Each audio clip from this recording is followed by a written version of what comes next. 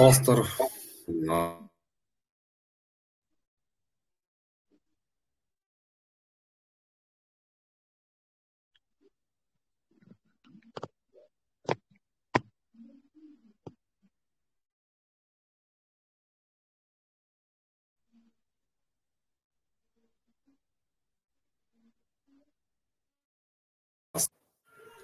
Так, саламатсыздар урматтуу мекендештер. Саламатсызбы Мирлан байке, жана биздин подписчиктер, Telegram каналынын подписчиктери, биздин эфирге катышуучулар жана бизди YouTube'дан көрүп жаткан биздин мекендештер. Бүгүн дагы кезектеги биздин суроо жок түз эфирибиз. Түз эфирде биздин подписчиктердин суроосуна берүүдөн башта мен арыз орчундуу болуп жаткан выдворение тууралуу Мирлан байке өзүм биринчи суроо берейин деп турам. Андан кийин Мирлан байке ошол суроого так жооп берип, анан кеңири мүмкүн болсо жооп берип койсоңуз элдерге. Азыр түшүнбөгөн түштүктөр аябай көп болуп жатат бул жаатында. Анан мүмкүн болсо жанагы выдворение жоюлат экен деген боюнча кичине сөз кошуп койсоңуз, блогерлер тиги бул баардыгы там азыр ар кандай маалымат таратып атышат, что выдворение депортация жоюлат экен, дальше Путин өзү айтыптыр дейт там прямой эфирде, пресс-конференцияда. Мына кыскасы ушундай. Мирлан байке ушу выдворение жөнүндө айтсаңыз, эмне болот, бул кандай, жок болобу чындап эле, кандай? Эми биринчиден башында эле айтайын, бул закон боюнча мен мындан мурунку түз эфирлерде дагы айтканмын. Выдворение эч кандай жоюлбайт, депортация эч кандай жоюлбайт. Кандай болсо ошондой боло берет. Биз азыр закон чыгып атат. Жаңы жылдан кийин ошол эки законду да кабыл алып бүтө элек.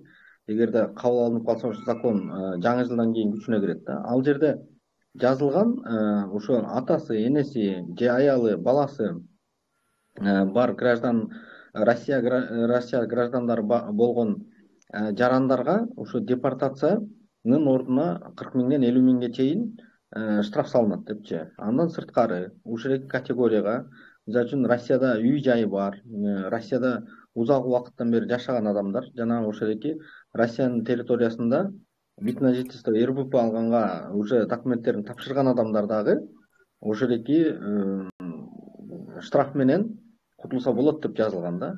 То есть бул эки закон боюнча баардык эле адамдарга выдворение штраф менен алмашылбайт. То есть эгерде сиздер ушул эки категорияда адамдарга туура келбесеңиз, обычный эле выдворение болуп кете бересиз. Жанагы эми биздин өзүбүздүн эле жердеш блогерлер чыгарып атат тим эле ушекиндей кылып аябай реклама кылыпчы. Буреки туура эмес деп ойлойм. Бурекини желательно токтотуш керек. Хайп кыла бергенден дагы чеги болот да. Эртең биздин эми адамдарыбыз, атуулдарыбыз ошол экени угуп алып, выдворение болбойт экенбиз деп эртең дагы укук нормаларын бузууга же болбосо кайра кайтып келүүгө аракет кылып башташы мүмкүн да. Азыркы учурда уже эле ошол эки выдворение боюнча дагы ошол эки биздин көрүүчүлөргө кайрылып кетет элем. Өтө көп биздин атуулдар выдворение болгон, уже решение, соттун решениясы чыккан адамдар да. Ошол эки адамдарга эки түрдө болот да. Биринчиси баягы Сахарова же болбосо неме тигиреки Красное село деген мисалы үчүн сыяктуу распределительный центрларда жатып, анан Кыргызстанга салынат. Экинчиси бар, бул самоконтролируемый неме деп коет да, баягы самоконтролируемый выезд деп коет. Өзү чыгып кете турган депчи. Анан ошол эки соттун приговорлорун алгандан кийин дагы, ошол жерде выдворение деп жазылгандан кийин дагы ошол эки адамдар эми биздин эле жердештер ушул экинде имиштер таркатып атат да. Ушундай силер выдворение болгон жоксуңар, азыр силер базада жоксуңар, азыр барып там границаны кесип кире калсаң кайра киресиң, кайра регистрация кылып эле жүрө бер, же болбосо тигиреки атыңды тигиреки фамилияңды өзгөртүп келе кал да кайра Россияга кирип жүрө бер дегенчи. Эми ушул эки оор деп айтсам да болот, эми чынын айтыш керек, бул проблема аябай Россия Федерациясында өркүндөп кетти. Кыргыз граждандары ошо депортацияны алат дагы границадан кирди чыкты жазат, кайра регистрация кылып Россиянын территориясында жүрүп, экинчи жолу кармалганда бул уже статья норманы өзгөрөт. Бул уже мурун 5 жылга депортация болсо 5 жыл дагы кошот да 10 жылга депортацияланат. Экинчи норма бар, бул штраф салынат. Штраф салынганда 100.000 рубльга чейин штраф салынып атат. Үчүнчү норма жанагы аты жөнүн өзгөртүп келгендерге да. Биринчи жолу жана выдворение алганда бул административдик укук бузуу деп эсептелинет дагы.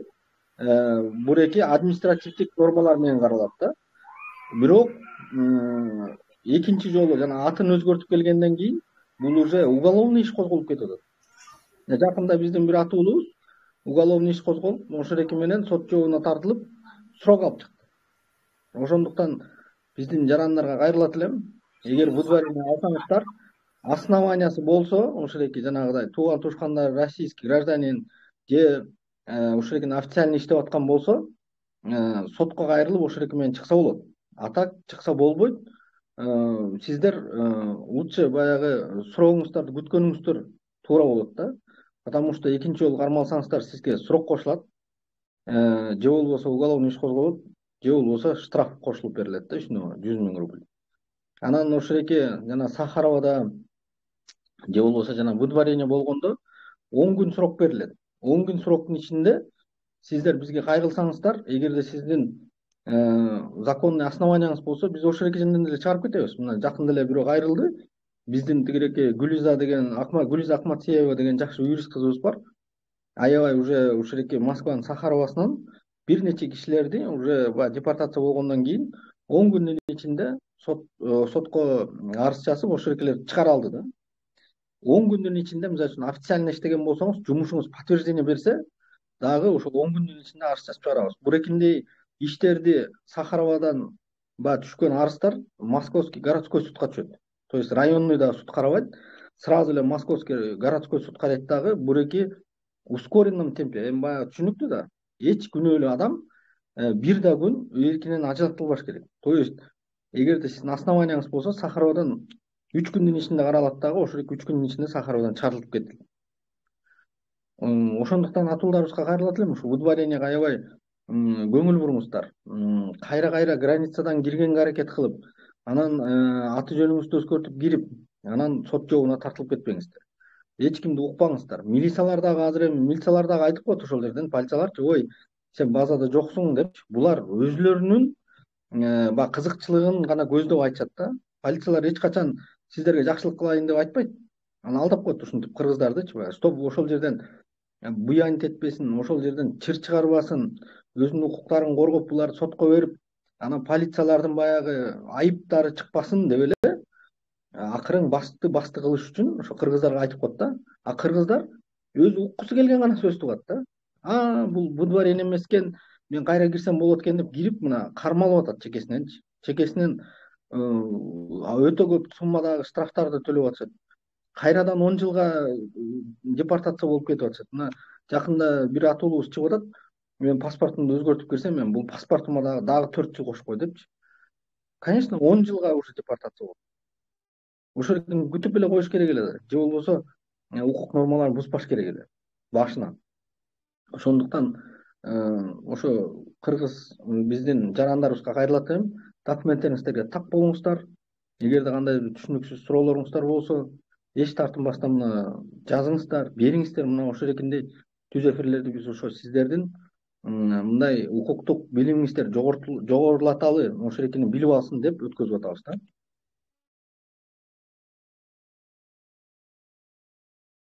Рахмат Мирлан байке. Ана эмесе суроо жоопторго өтсөк, биздин подписчиктерине. Жылдыз сурооңузду бериңиз. Микрофонду басып сурооңузду бериңиз. Саламатсыздар. Угулуп атат да? Угулуп атат. Неме мындай да, менин кызым бул жерде аптекада иштейт. Биринчи келгенде ошо кайынсиңдин үйүнө 3 айга койгонбуз регистрацияга. Анан кийин 9 айга продление кылыш керек болгондо, үйүбүздө киши көп болуп кетти. Через ФМС жасатып беребиз, ишеничтүү деп ошол эле күйөп алабыз. Акча алган. Анан жазаттырып берген. Анан подтверждениясын кошо чыгарып беребиз деген, ошол менен подтверждениясын алып берип элек. Анан эми мондой аябай катуу контроль болуп баштагандан кийин мен подтверждениясын алып бербейсиңерби? Кокус кызым түшүп калса базадан чыгабы, чыкпайбы? Себеби трудовой договор, жанагы Сахарованын жашыл карточкасына эч нерсенин кереги жок деди да. Меники кызымдыкы официальный бүттүгү. ой кереги жок болгондо таза болбой калбайбы деп баарын эле жөнөткөм. Эми айтып атат тигил эме ФМСте иштеген киши вообще жооп бербей атат, иштен уволить этип жүрүптүр аны.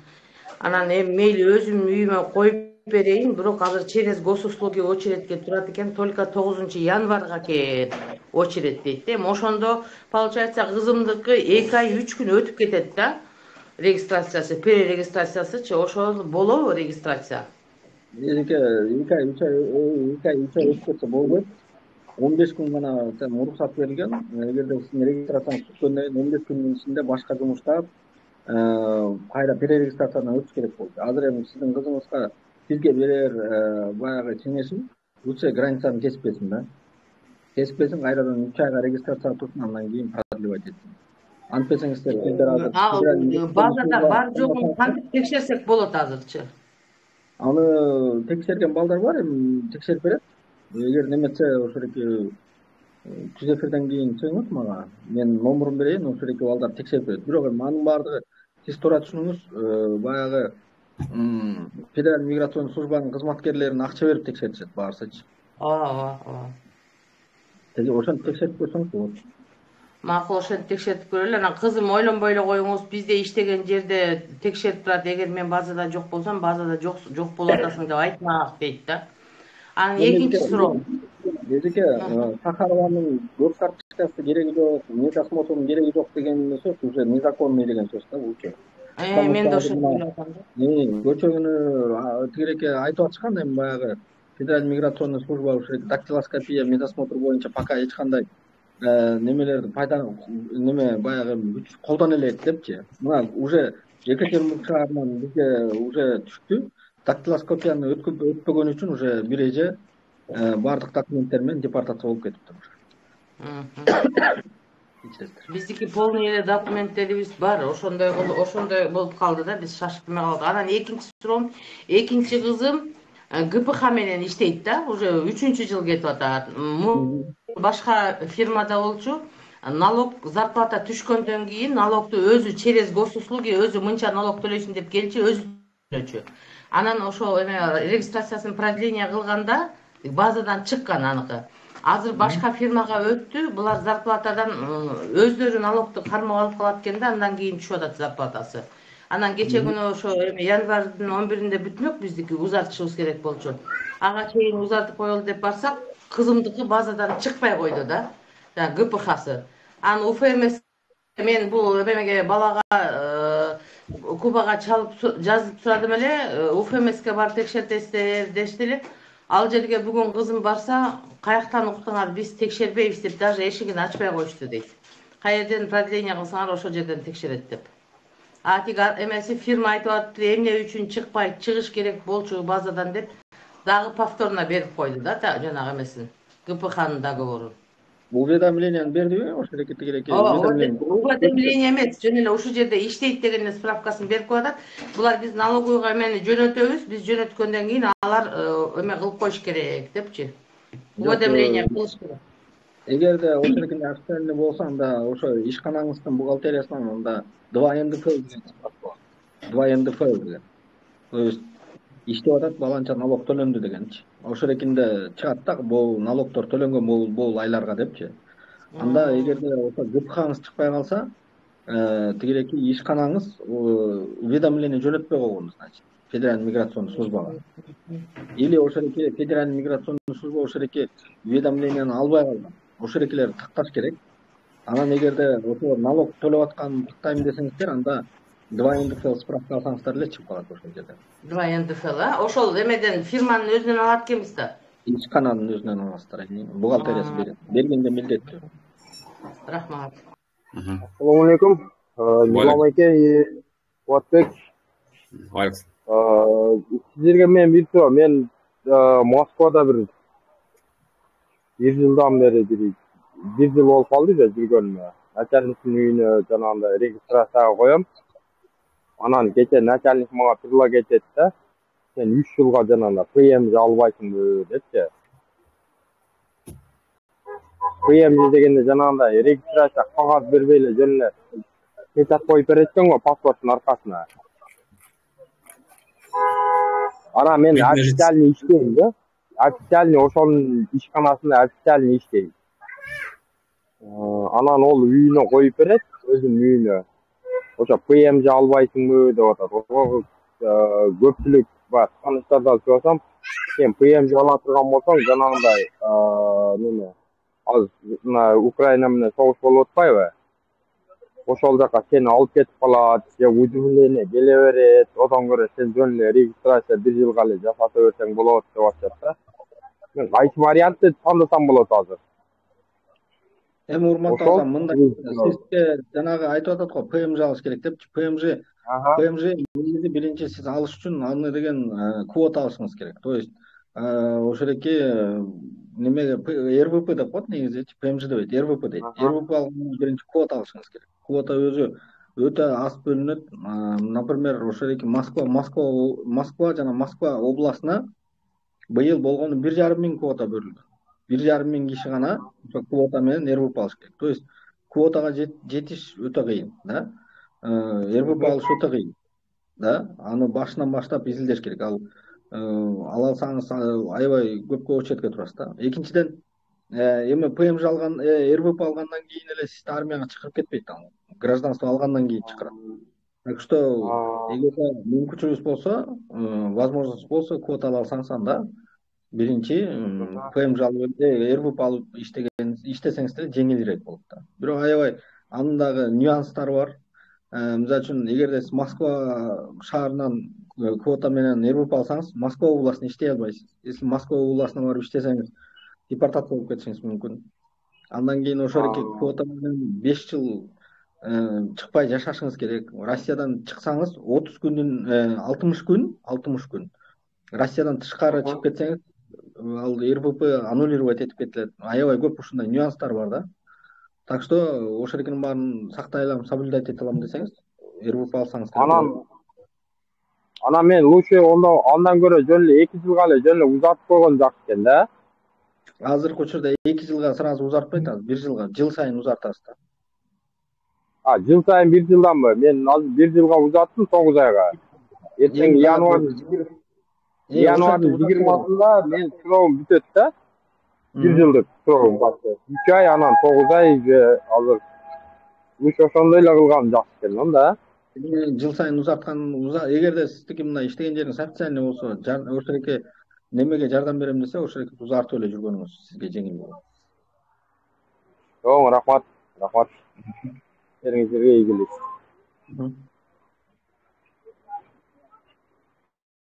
План бериңиз сураңыз.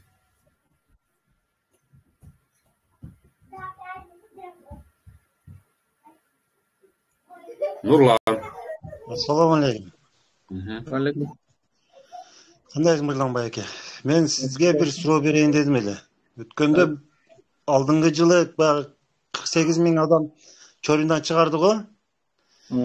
Ошондо мен чыгып Россияга барып 3 ай иштедим. Анан ошонун ичинде Сахаровага барып өтүп, тапшырып келдим да. Анан 2,5 ай дегенде барып алдым да, кагазды алганы барсам, сен въездың жабык экен, кандай кирдиң дейт. Мен официальный аэропорттон кирдим, өттүм мен деп.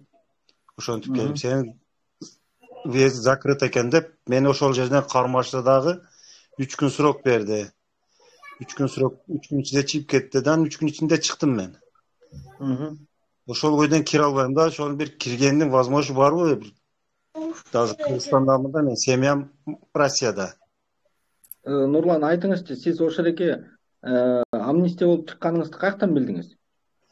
Мен өзүмдү текшергенмин мемеденчи, телефондон. Кыргызстандан? Кыргызстандан, ооба. Анан не обнаружен деп чыкты да. Не обнаружен деп калды, анан сиз кайра кирдиңиз Россияга? Ооба, официальный киргенмин мен. Анда деген Россиянын, эгерде андан кийин укук бузуу кылбасаңыз, сиз Бишкек шаарында болсоңуз, биздин офиске кайрылыңыз. Биз тигиреке сиз менен иштешип ошондоки МВДга официальный запрос жөнөтүп беребиз, да?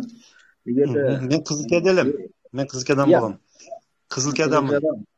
Биз эми кудай буюрса ушу жаңы жылдан кийин ушу Ош шаарына дагы офис ачат окшойбуз, потому что аябай көп кишилер ошол жактан кайрылып атышат. Эгерде Ош шаарына ачып калсак, ошол жерге кайрыласыз дагы.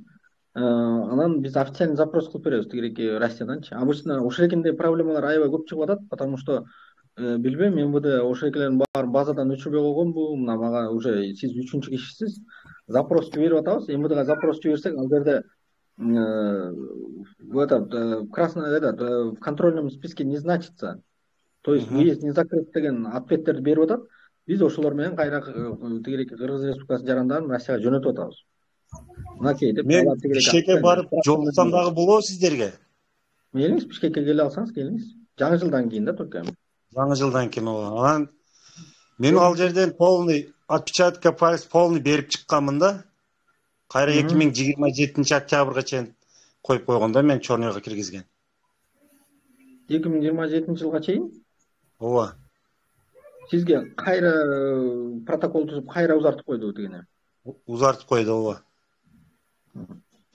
Сен кандай кирип калдың, неме болуп киришиңе деп ошентип кайра дагы жылды узартып тыгып койду да ошентип.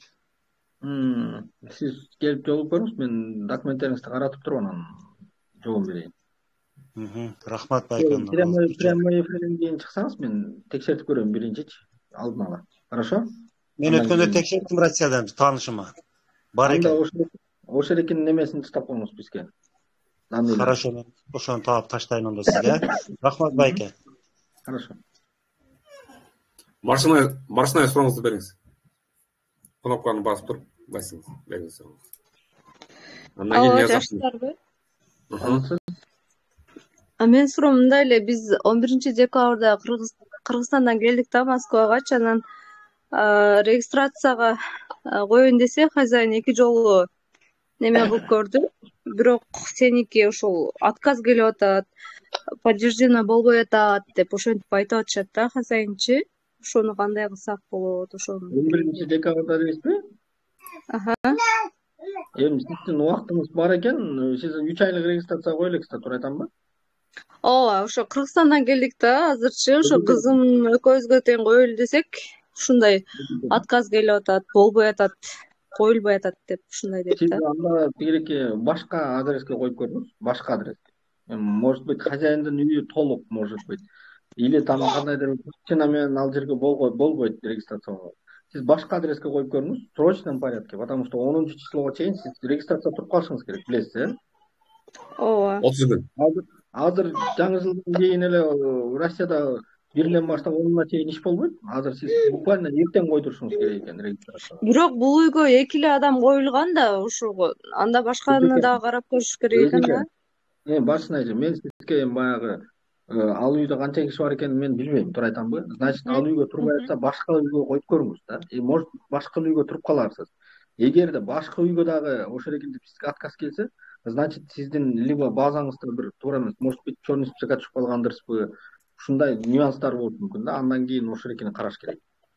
Бирок ошо былтыркы жылы жайында, короче, марттан кийин баягы базадан чыкпай атат деп айткан да. Ошондо черный списокко дагы түшүп калышы мүмкүнбү? Возможно, жекем. Мен аны айта албайм эч. Негизи черный списокко 2 штраф алгандан чөт да. Штраф алган эмес бирок. Эми аны караш керек. Азыр сиздин вариантыңыз башка үйгө коюп көрүңүз. Эгерде өтсө өтпөсө андан кийин анан уже анда черный списоктон текшерип көрүш керек. Рахмат чоң. Аракет кылыңыз, батыр. Рахмат. Незахунова сурооңузду бериңиз, микрофонун басып. Андан кийин Нурашоп. Эгер Незахунова жок болсо, Нурашоп сурооңузду берсеңиз болот. Саламатсыңарбы? Саламатсыз. Үнүм угулат. Мен суроом, биринчи иммиграционный картадан регистрациям базадан чыкпай калгандыгына байланыштуу. Жолдо милиция токтотту. Регистрацияң базада жок экен деп. Менден жөн эле 5000 алышты. Мен төлөдүм. Отделенияга баргым келген жок. Жаңы эле келгем Кыргызстандан. Андан кийин мен хозяйка үйдүн ээсине звонить этип, менде ушундай болду десем, анда өзүбүз регистрация жасап беребиз деп бардык. Анын ортосунда 1,5 ай убакыт өттү, 45 күн. Барсак, майдапетке сен иммиграционный суроо өтүптүр, сага 5000 штрафты аерде 5000 штраф аерден төлөдүк. Үйгө регистрация болдум. Гражданский договор менен дагы 9 айга узартылды. Убактым 3 ай өтүп. Ал бул бир штрафым болду. Кийин автобустан шашып келип автобуска отурдум, тройка менен төлөдүм. Мага контролёрлар келди дагы. Сен бизди көрүп туруп тройка менен акча төлөдүң, сен туруп эле шарт төлөшүң керек дешти. Мен айттым, мен качып кеткен жокмун, мен төлөдүм силерге дедим, бирок паспортуңду берди. Мен 17 жыл Москвадамын, мен штраф албаган жаным. Документиңди бер десе, мен регистрация менен паспортту карматкам, себеби бардык документтерим туура болгондугуна, законго ылайыктуу болгон үчүн коркпой чыгарып берип койдум. Мен сурадым, эмне себептен менин документим силерге керек, эмне кылдым десем, жөн эле деди, жазды, штрафты 2000 кылтып колума карматып койду. Аны алып баса бердим, алар менен тартышкан жокмун, ишке шашып аткам, 2000'di барып төлөп койдум. Кийинкимде дагы мен автобус менен каттап иштемге дагы ушундай белет текшерилгенге туура келдим. Биринчи колумда социальный карта болчу, который мен ухаживать эткен кишинин. Бир колумда тройка. Тройкам, то есть Сбербанктын төлөдүм, колумдагы картаны көрдү дагы, сен ушуну колдонот экенсиң деп дагы социальный карта менен дагы 4000 штрафты жазып салышты. Ошондо кандай болот? Эме чорныйга илешип каламбы? Эми азыр бардыгыбыз эле ушул Кыргызстанга кеткенден кайра келишти да, өзү Москвада иштеп атат. Еще наракты ойлоп жалатмын. Кандай кылсам? Чорныйга илешемби? Социальный карта бул серьезный документ бирөөнүкү. Полный регистрация договор боюнча бардык документ. Мен жашап аткан үйдө, азыр отурган үйдө регистрациядамын. Ушул карап аткан кишиге эме трудовой договорум бар, өзүм сиделка болуп иштейм. Ушул киши өзүнүн волясы менен мага соц картасын берген, иштете бер деп. Мен бирок аны колдонгонун билем, анын колум аны көрүп калып штрафты салды да, колуман көрүп, бирок мен аны колдонгон эмесмин. Мен Сбер карта менен акча төлөгөм. Колуман көрүп гана штрафты салып салышты. Бербейм десем, милиция чакырабыз дешти, мен ага уже чалып чакырышты, бирок алар келишкен жок. Ошол суроом. Эми урматтуу Барчынай да. Атыңыз ким кечесиз? Ырыскүл атым. Ырыскүл эжеке мындай да. Сиз жанагы мен уже 2 жолу штраф алып калдым деп атпайсызбы?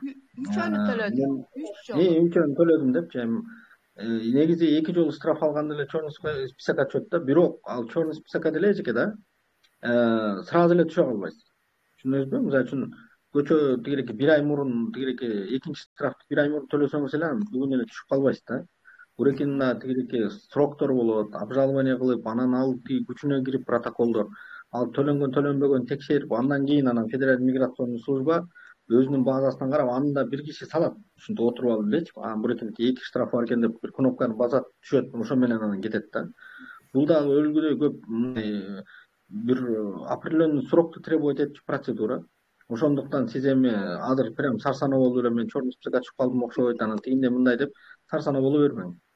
Сиз кийин Кыргызстанга кете турган болгондо ошол эркинде текшертсеңиз болот да. Чорный списокко түштүңүзбү, түшкөн жоксузбу?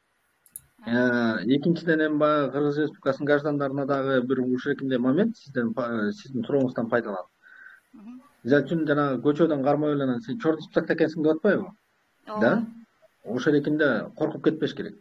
Негизи чорный списокко түшкөндүгүңүз тууралуу кагаз сиз жашаган адреске келиш керек да. Анан сиз ошол эркинден кийин билгенден кийин гана чыгып кеткенге милдеттүүсүз. Түшүндүңүзбү? То есть эгерде сиздин колуңузда баягы уведомление, кулактандыруу кагазы жок болсо, эми сиз билбейсиз да чорный списокко түшкөнүңүзсүз, түшпөгөнүңүзсүз билбейсиз. Туурайдамы? Так что, если сизге эч ким айтпаса жүрө бергенге акыңыз бар.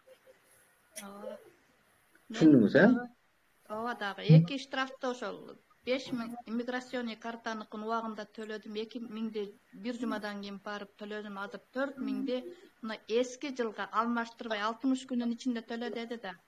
Ошонун аркы жаңы жылды 24-жылдын 12 февралына календарыма отметка кылып отурам, уштуп унутуп калбайын, мага эме берсин деп. Аркы жылга узартып отурам да, сразу төлөбөйчү, себеби бир жылдай К сожалению, ал тигиреки штраф салынган күндөн баштап эсептелинет эжеке. Төлөнгөн күндөн эсептелбейт. Салынган күндөн эсептелинет. Баары бир бул мен бир айдын ичинде эле автобустан 2 жолу штраф алып калып атпаймынбы?